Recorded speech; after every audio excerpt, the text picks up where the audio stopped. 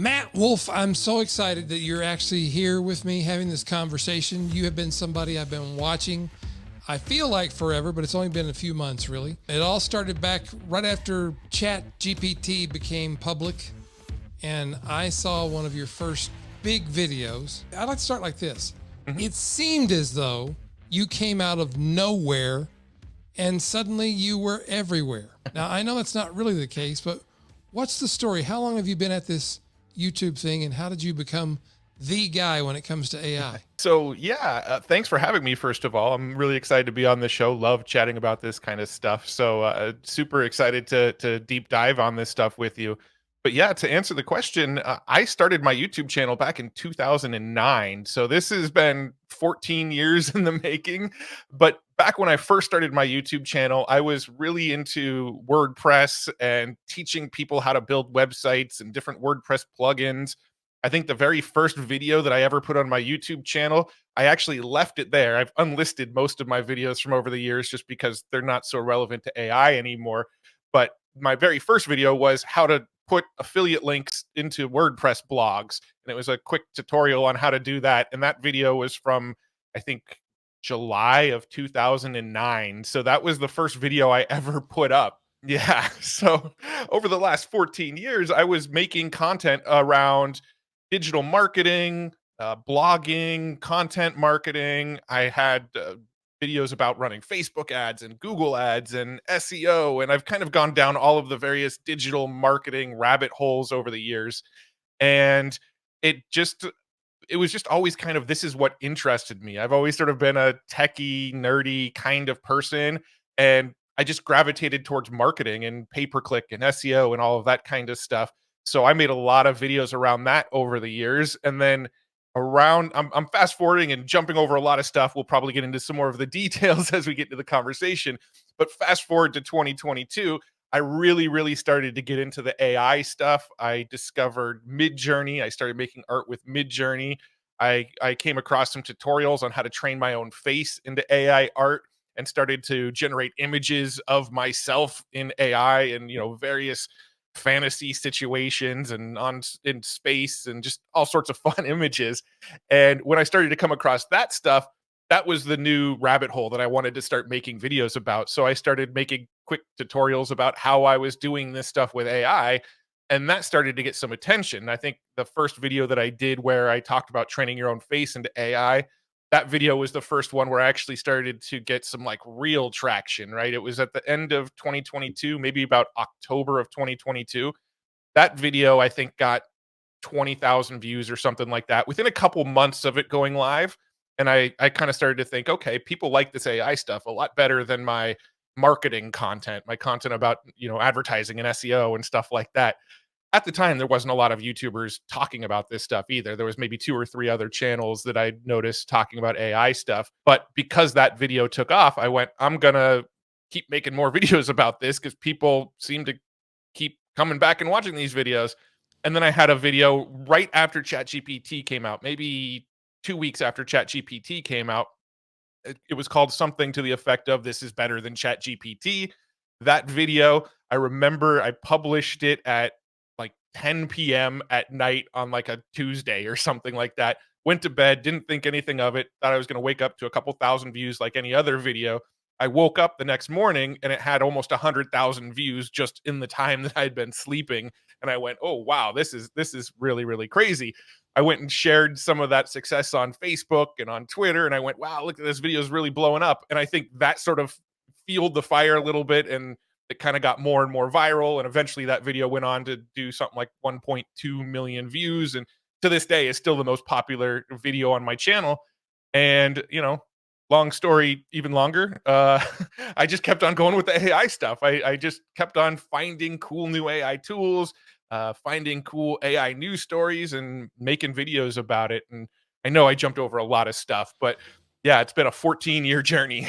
That's so good. Thank you for sharing that story. And to me, it illustrates we can never judge too soon whether we're like on the right path. I think what I hear from you, and I'm not sure you said this explicitly, but I feel like implicit in your story was you were doing stuff you loved when you were working on the WordPress stuff and marketing and doing all that. You were enjoying yourself. And then you kept doing that and you hit this one topic that kind of ignited and seems like it was on fire, so to speak. So you decided to throw a few more logs on that fire. Yep, pretty much And exactly how it I went love down. that. I love your enthusiasm, and I appreciate it. you've gone from being someone I was not aware of before to now you're like an everyday thing for me. I got to go check out, see what you've posted on YouTube, what you've put on FutureTools.io. Mhm. In case you haven't been there yet, folks, go to FutureTools.io. That's your newsletter site, right? Right. Yeah. That's a site where I curate all the cool tools that I came across. That was actually part of the beginning of the story as well. I was making YouTube videos. I had a couple videos out there about some of the AI tools like Stable Diffusion and Midjourney and a few of those things. I'd already released videos about those, but as I was coming across more and more AI tools, I wanted to have a sort of resource to organize them and help keep my head on what tools I've come across already and which ones I've played with. And I was kind of keeping that all in a spreadsheet on Google Sheets. The spreadsheet was getting longer and longer and longer as I came across more and more tools. So I decided to go experiment with this tool called Webflow, which is a no-code web page builder, and it has all of this cool like filtering and sorting and stuff like that you can do with it. And I started to like that a lot better than WordPress. So I went and built the website essentially for myself to just kind of organize all the various tools that I came across. And when people asked me, hey, what was that tool that you mentioned that made, AI generated music? I could quickly jump over to that tool real quick, type in AI music and pull up the tool and be like, oh yeah, that one was called SoundDraw or, whatever the tool was. So Yeah. it was really designed as a resource just to sort of help myself resurface tools that I'd already come across. But yeah, that came about actually a couple weeks before the YouTube channel exploded. They both kind of had the Wow. sort of hockey stick trajectory at the same time.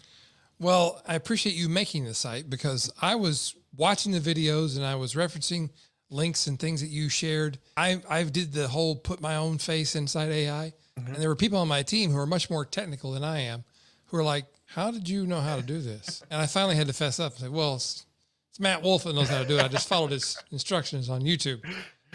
But it's an awesome service you're providing. I've seen. I don't know if you want to comment on this or not, but I've seen a lot of very similar looking sites pop up after yours became so successful. Yeah, I mean there has been, and I don't really mind. I still think a lot of people sort of still reference mine as sort of one of the first ones. When I made it, I didn't really know of any others. There was another one called Futurepedia that literally started the exact same month, so I can't really say that we fed off each other, because if you look at the dates that those sites started, they were like within a week of each other. But pretty much all the ones that I've come across other than those came out after mine. It doesn't really bother me, because again, I built that as a resource for myself, and if it's helping other people, then awesome. But it wasn't really the intention. It wasn't meant to be my business model, honestly. Yeah. Yeah. So I'm curious now, thinking about that. How do you think about your business going forward? How do you think about Future Tools and Matt Wolfe and your AI video? Because I think I've looked at a lot of these sites and a lot of creators. There's other great people doing great stuff. I'm not denigrating anyone, but to me, you are the authority in this area. And part of the reason why is because you didn't come in pretending to be an expert. You're like, I'm an enthusiastic user of this technology. I'm fascinated by it. I'm sharing what excites me. And that's what drew me to you. And I think it's what draws so many people to you. So how do you see that going forward? Yeah, no, I appreciate you saying that, and that's really been kind of the approach I've tried to take. I feel like as soon as I start trying to portray myself as an expert in this stuff, as soon as I start kind of giving off the impression that I know everything, I think that'll probably be the downfall of my content. I think I'm trying to stay in that constant learner, constantly curious mindset. I don't know how the AI algorithms work. If you were to ask me how the math and the code underneath some of these tools work, I can't explain it to you. I just know how to do some prompts that make cool images. I know how to use some of the front end stuff that's available to generate this cool stuff.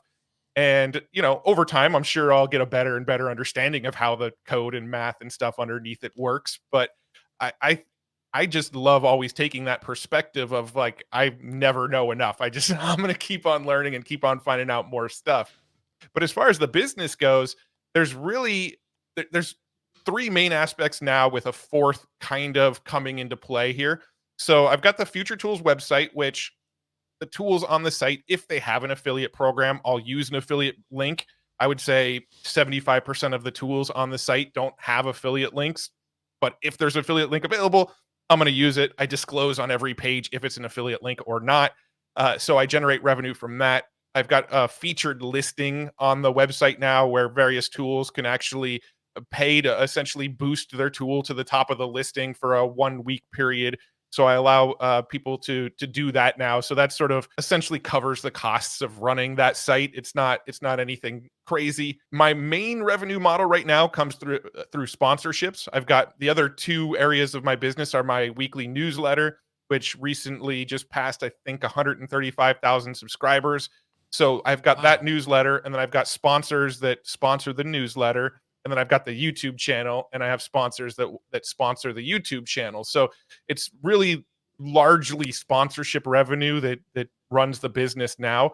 The additional thing that is getting added into the mix, as me and a co-host were talking about starting a podcast, and I'm actually recording our first episode later today on the day that we're recording this. But we're starting a podcast, and we're going to be interviewing various founders and CEOs and engineers and trying to help people better understand how this stuff works underneath, try to help people quell the fears that might be coming up around AI, and talk about the legitimate fears and just sort of have those conversations. But as part of that podcast, we're also starting a fund where we're also looking for tools to invest in, and investors can invest in our fund, but as part of the podcast, we're going out and finding tools to invest in as well. So that's a piece of it. So over time, the larger business model is going to be this fund that we're running. I'm going to continue doing the sponsorships, and then continually trying to find new ways to add features and make FutureTools a more and more valuable resource to people. Well, it's a valuable resource to me for sure. I feel like people give me a lot of credit for being up to date on AI, and I'm like, well, here's my secret, Matt Wolfe. Do you, other than the podcast you're doing with this new collaborator, are you doing all this other stuff by yourself? Is it just you? No, I actually have, I have quite a few team members now. So the FutureTools website, I have two people that help me run that. I've got a Webflow developer now who, when I have new ideas for features, he jumps in and implements those features. And then I have somebody that actually is adding the latest tools to the site. So all the tools that I put on the site are all still tools that I came across. So every tool that goes on that site, 100% of them are tools that I've actually looked at the website. I go, okay, this doesn't look shady. It doesn't look scammy. They're not trying to ask for credit card details without telling you what the product is. I still curate every single tool that goes on the site. But the way I do it is I add them to a Google Sheet as I come across them. And then I have a team member who actually runs the automations on the back end to put them into the website. And a lot of what goes on that website is actually using AI. So the way it works, I don't want to get too into the weeds here, but the way it works is I'll take the URL of the tool, I'll put it inside of Google Sheets, and then there's a little automation that runs in the background that goes and looks at that website and summarizes what the tool does by looking at the website. So it's actually using the GPT 3.5 API, and it's looking at the website and summarizing it for me. So the summaries on the website are actually generated with AI right now. And then I have Vishal, who is the guy that basically runs the site for me now. He goes and double checks AI, because every once in a while AI has a tendency to make stuff up, right? If I put a tool there and there's no text on the web page, maybe it's just a embedded YouTube video or something like that. Well, AI will just make up what it thinks that tool does. Mm-hmm. So I still need some human eyes to double check the AI generated description of the tool. So I have those two team members running the website for me. On the YouTube side, I have an editor who edits about one video a week for me. I still like to do a lot of the editing myself. That's sort of really enjoyable for me. I like getting creative with the editing. Curiosity. I'm just out of curiosity. Mm-hmm. What editing tool do you use to edit your videos?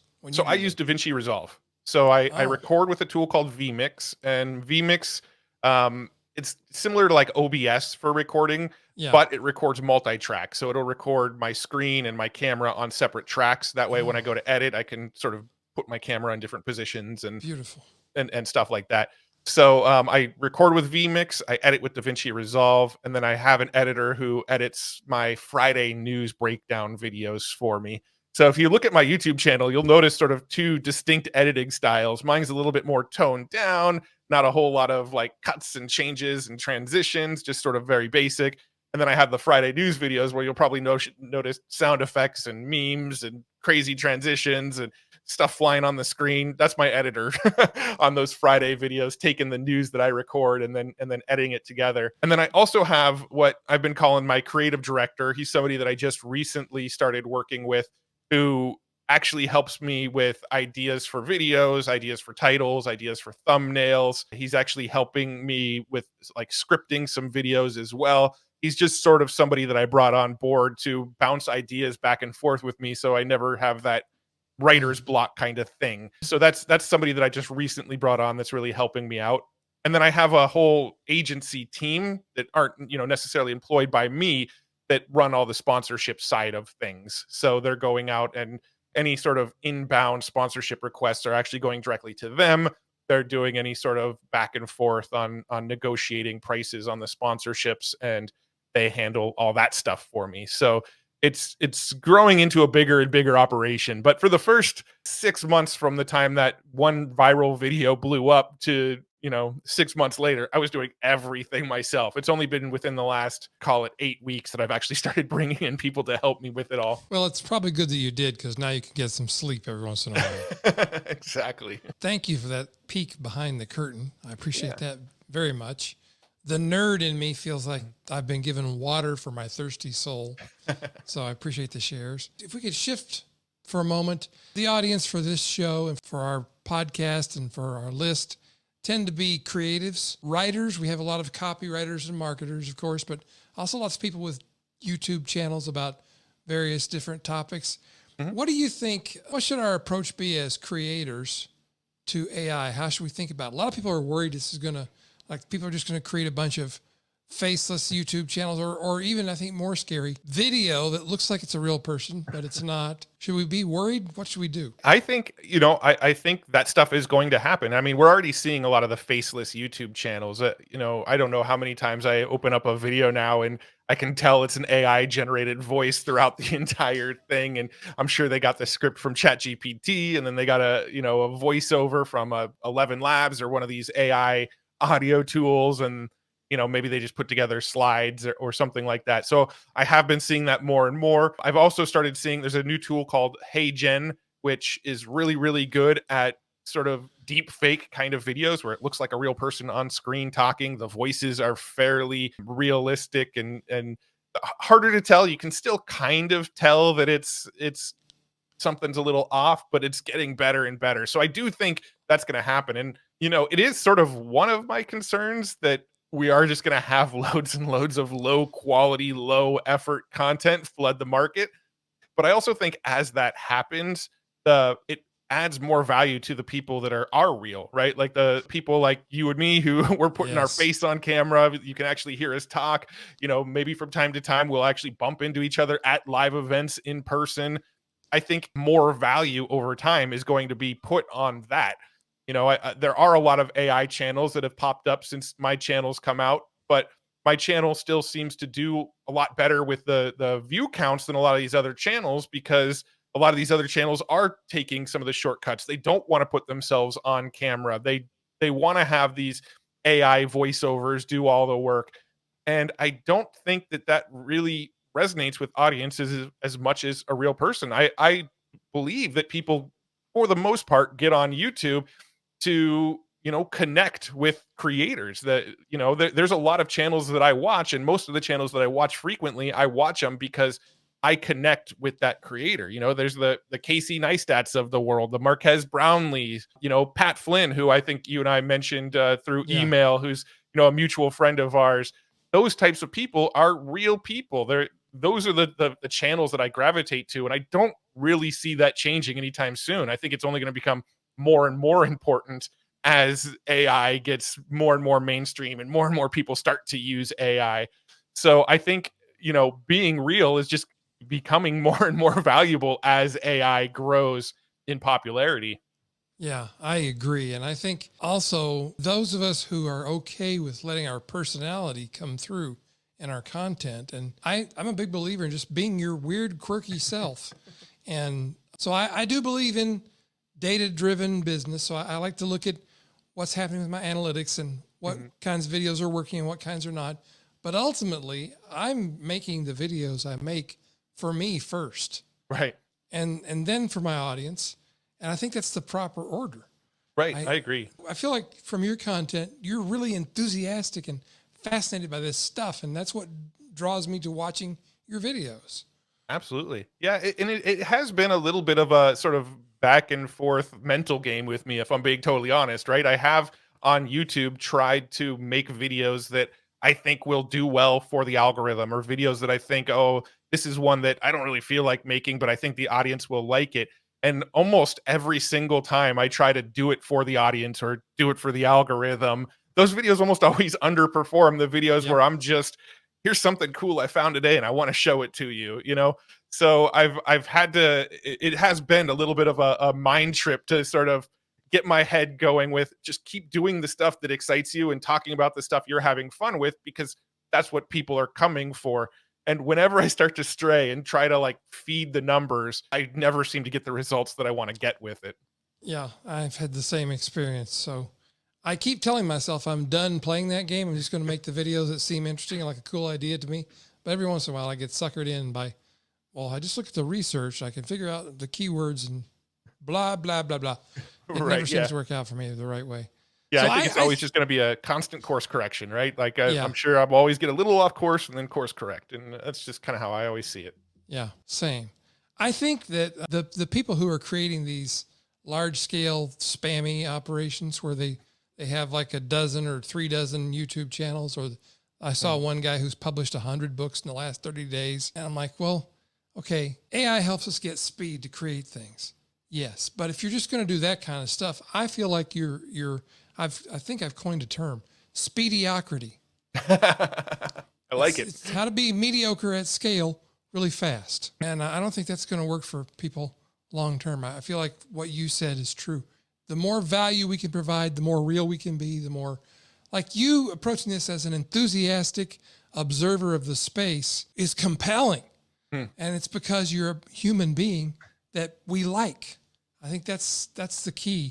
And it doesn't mean you have to be like George Clooney. Just be yourself. There are people who like you just for you, right? Yeah, I mean, I'd like to think so, but yeah, no, I totally agree. And when it comes to things like Kindle books, I think the general public isn't stupid, right? I think the people that are doing that aren't giving enough credit to normal people, and I think over time that's not going to be a sustainable model.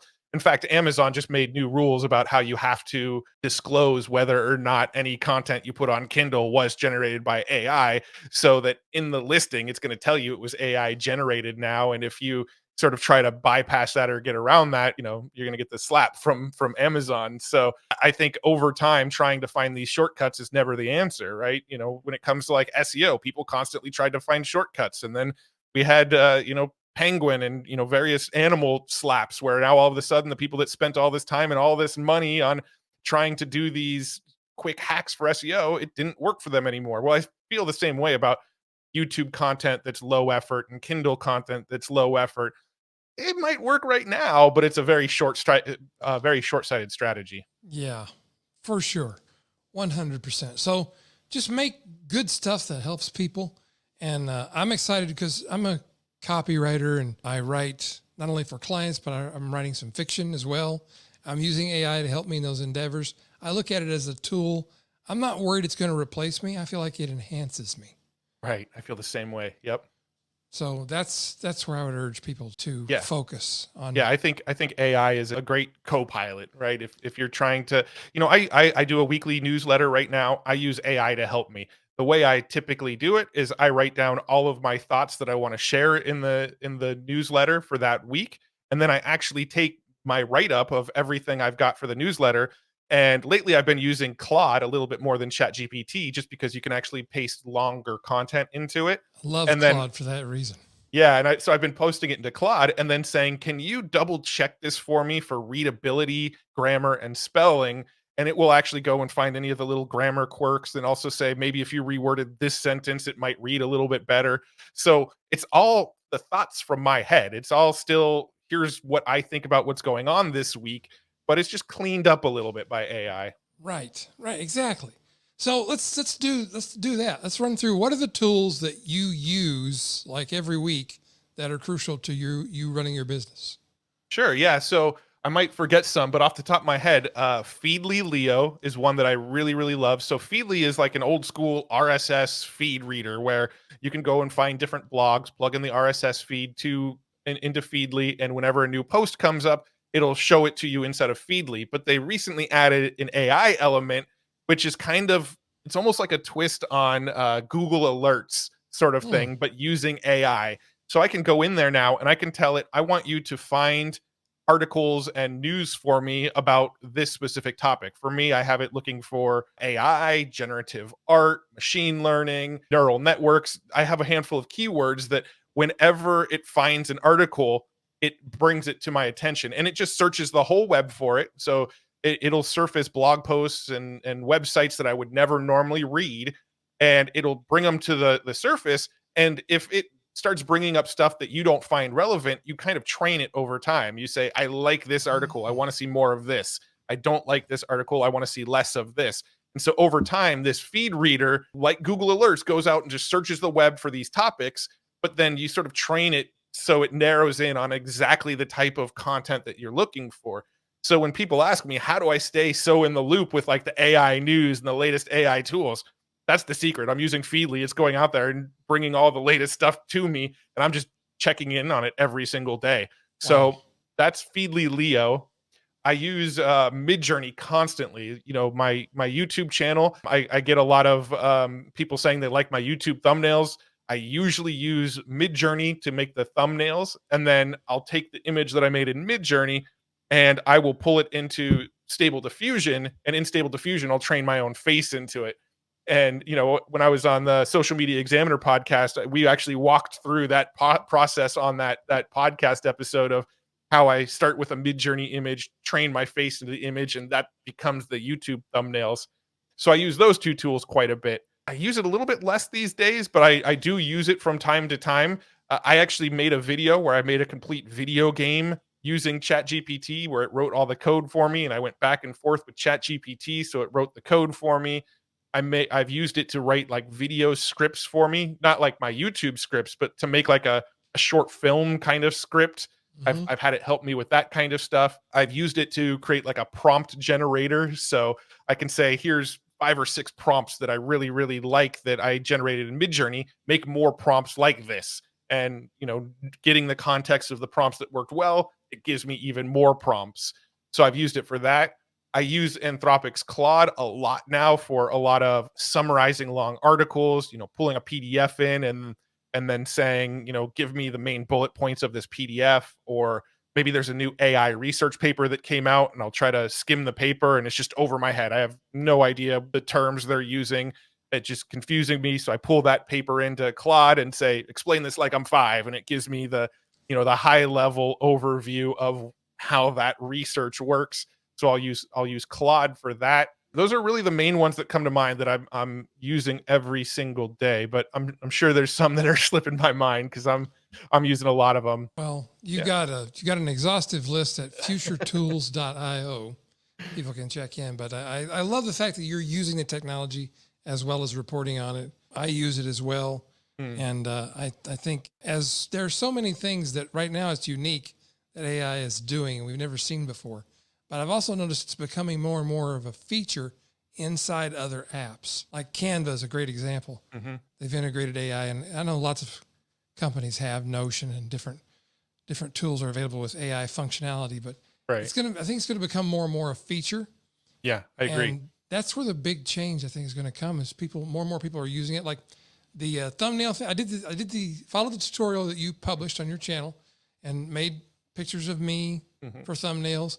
I also found a quick hack using, I'm embarrassed to say I have this app, Facetune. They have where you can buy a bundle of AI avatars of your face now. And if you have an Apple, you have a Mac, you're in that ecosystem, you can separate your actual photograph out from the background.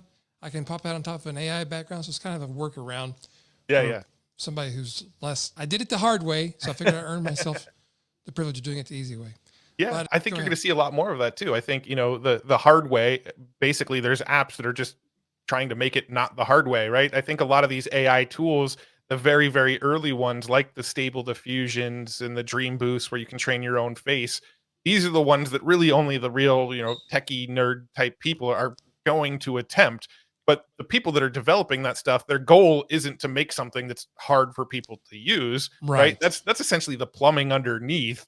They want to make that faucet that anybody just turns the handle and it comes out, right? But people like me, I like to get in at the plumbing stage, learn how it's working, and then eventually somebody's going to come and make that faucet and make it easy for everybody. Yeah. Well, thanks for your help, because I've been able to dig in and do some of that and impress the heck out of my team. Of course, now they're going to know my secret is you, but it's been fun while it lasted. So what do you think about the future? There's a lot of concern in different camps about AI and what it means and replacing people's jobs and other scenarios. What's your thoughts on all that? Yeah, I mean, I tend to lean a little bit more tech optimist, right? I like to be optimistic about stuff. I think it's just beneficial for my own mental health to lean more towards optimism than pessimism. But I do think there are some things to be genuinely concerned about. Now, am I really concerned about the sort of Terminator, Skynet, robots rising up and, taking over the world? Not so much. That's not something that I really have a lot of fears around. I think more where my personal fears lie around AI is that this stuff is getting so good at replicating our voices, making images that are practically indistinguishable from actual photographs. It's getting better and better at making video where people are actually fooled by like deep fake people talking on camera. So the sort of potential for the fake news, the deep fake videos, the images that people can't tell are whether they're real or AI generated. There's already been scams going around where somebody would call up somebody else's parents and then use one of these AI voice tools trained on somebody's voice and trick the parents into sending money because they think they're sending it to their child, as opposed to some hacker that managed to train on this person's voice. And, as somebody who puts a lot of content out into the world, people like us who our voices are all over the place, our faces are all over the place. Yeah. It's actually even slightly more concerning for people like us. So that's where my concerns lie a little bit is that sort of, how do we tell the difference between what's real and what's not? Whether or not people really said something, whether video evidence is legit evidence anymore or photographic evidence is legit evidence anymore. That's more where my fear lies is the potential chaos that all of that could create, especially as these tools get easier and easier to use and, more people make them more accessible with easier user interfaces. That kind of stuff gets easier and easier, but it also gets easier to do at scale as well, right? It gets easier and easier for bots to be created that call up 50 different numbers and pretend to be somebody's voice and try to get money. And if just one out of the 50 is fooled, then somebody gets scammed and the scammer gets money. So that's more where my fears lie in it is that chaos that can happen. But overall, I tend to be optimistic. I think when it comes to jobs and AI taking jobs, I have less concerns about that. I sort of believe in the human race. I believe that we're resourceful people and we'll find new ways to bring value to the world. And right now, I do think there's a lot of jobs that it can take, but I also think that there still needs to be human oversight on a lot of it, right? Like, I think it's going to become really, really good at diagnosing ailments, right? There was a news story that came out in the past week of this boy who had chronic pain for 3 years straight, and he saw 17 different doctors, and they couldn't diagnose it.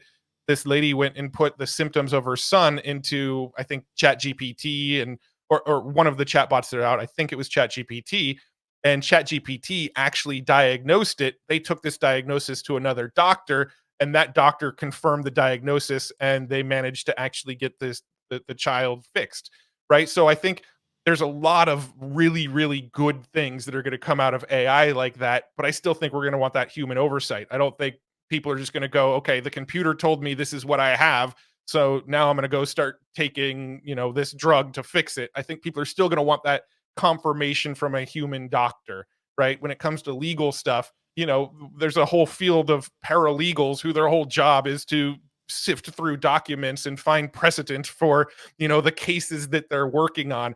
That could be handled in moments with AI. Like that job, it's not quite necessary anymore, but I still think we're going to need lawyers to argue on behalf of things in court, right? So I think AI is going to help humans assist with a lot of stuff, and it's going to be overall a net positive, but there is some potential chaos that could happen. But I think humans are going to be resourceful. I think humans are going to find new ways to add value. I think humans are going to find ways to leverage AI to make them more efficient at their jobs and better at their jobs. And then the jobs like, let's say coal miners, or, a lot of the blue collar labor that's just can get taken over by robotics. I would argue that we're better off for it in the future if a lot of the hard manual labor is, taken over by robots, right? The car manufacturing industry is already 90% handled by robots. I think we're going to see a lot of that with a lot of manufacturing and a lot of hard labor. And I think humans are better off for it overall. Agreed. 100% agreed. So I think the best thing we can do is stay informed and stay aware of what's happening in these different fields that AI is, which is all fields. You're going to see it everywhere if you're not already seeing it everywhere. So I recommend you do that by going to FutureTools.io and subscribing, and going to Matt Wolfe's YouTube channel. We're going to link to all these things here in the show notes. Wherever you're watching this video, we'll have the links underneath it, so you can go do that. And then on Twitter, you're Mr. eFlow. Yep, Mr. eFlow. It's just, so my first two initials of my name are Matt R, and then my last name's Wolfe. eFlow is just Wolf backwards. So Clever. Mr. eFlow. Clever. So, Matt, thank you again. I know you've become suddenly a very busy guy, and I love what you're doing, and I want you to continue, and I want people to support you. So we're going to send them to sign up, subscribe to your channel, watch your videos, and look for your new podcast. Let us know about that. We'll promote that to our folks, because that sounds fascinating. I can't wait to listen. Very cool. Yeah, I appreciate you having me on. This was fun. I mean, this went by super quick. I love having conversations like this, and this is some of the favorite busyness that I get to do is have conversations like this. So happy to do it. I love this too. Is there any other place people can get in touch with you, or you'd like them to know about your online presence? Or really just FutureTools.io is the main place. If you're looking for my YouTube channel, I link to it from there. If you're looking for my Twitter X account, I link from there. So it all kind of stems from FutureTools these days. So better to just give the one link and you can find all the rest from there. Love it. All right. Well, hopefully we'll get you back someday in the near future, because I have a feeling things are going to keep changing for a while. Absolutely. No doubt in my mind. I love that. Thanks again. Yeah, thank you.